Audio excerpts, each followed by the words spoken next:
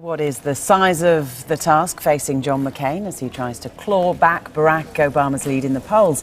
With me now, the Republican commentator George Ajjan, who ran for US Congress 4 years ago. Very good afternoon to you. Nice to meet you. I mean, I guess it's predictable, but that former presidential hopeful saying that it was a brilliant campaign from Obama.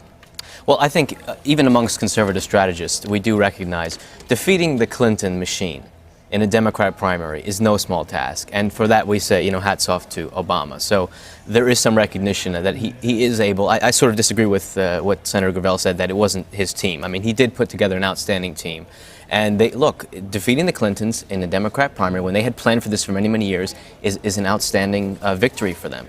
So he does show some competence in being able to manage a task. What we're worried about as conservatives, if he does in fact win, as it looks like he will, if we judge by the polls today, is what sort of policies will he enact, and will we be headed towards the road to serfdom? It's easy to watch from a long way away as we are, but it seems to be becoming more clear that America people want change, and that's what Barack Obama has been offering.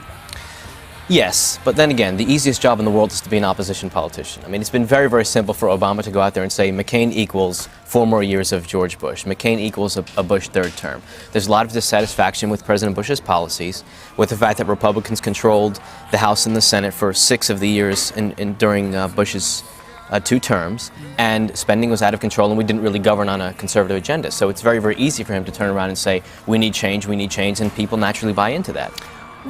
When did it turn, do you think? What was the moment? I mean, we should be careful. McCain hasn't lost yet, but I can remember during the TV presidential debates that they were pretty much neck and neck, and going into the conventions, weren't they?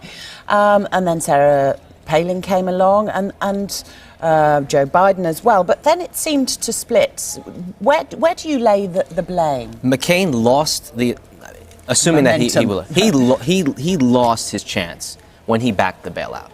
McCain had built a career over the past 8 years. Remember, he ran for president in 2000 as the anti-Bush. I mean, he was, for many, many years, courted by the mainstream media as the maverick, the independent Republican who was against Bush, and said, I'm a Washington outsider, I don't run with the Washington herd.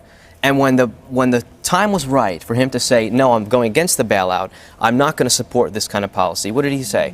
I'm suspending my campaign, and he went back to Washington, and he sat next to Nancy Pelosi and basically rubber-stamped this, the big banks and getting the bailout. That's when he lost it. He showed, in the end, he's not a maverick. He went along with the Washington herd, which is what he staked his career doing the opposite. Just a word about Sarah Palin. Has she been good or bad for the campaign? Horrible. In the end, horrible. It's very distressing as a conservative when you try to put together the Republican Party based on a set of conservative principles that we go to personality politics. Everybody thought Rudy Giuliani was the greatest thing. He's America's mayor. And then Fred Thompson, well, he was an actor. He's on Law and Order. He'll lead us to victory. And Sarah Palin's a hockey mom, and somehow she'll lead us to victory. But there's no substance there. That's the issue, is that the Republican Party needs to build itself on the basis of substance and conservative principles. As a Republican, I mean, have you conceded defeat already? Do you think it's a done deal? It doesn't look good.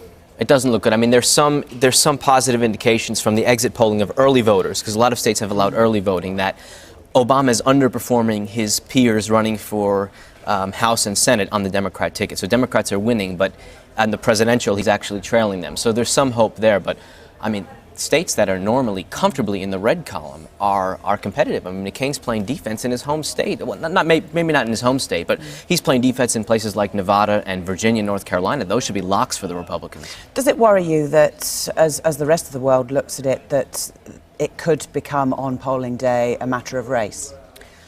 I think that fear is always out there, but these guys, all the polls that we watch, you can be sure that Obama's campaign. But that's the point, isn't it? The polls say that, but there is this belief, fear that come polling day, people may go in and, having said that they support Senator Obama, that they won't, and that if John McCain sneaks through, that will be the card that's played. Yeah, there is always a fear of that, and none of us can predict. But I'd be certain that the Obama team has been really, really, very, very carefully looking state by state to see where those liabilities may be. Again, remember, it's winner take all by state. So in a state like Idaho, it doesn't matter if 1% of the people vote for Obama. Those electoral votes are going to go to McCain. So if Obama ends up winning 51-49 in states where the polling shows him ahead, 57-43, in the end it doesn't matter because it's winner take all by state. So he'll get all those electoral votes. Interesting to talk to you. So maybe 4 years as opposition. George Ajjan, thank you very much for joining us. Thanks for having me. Thank you.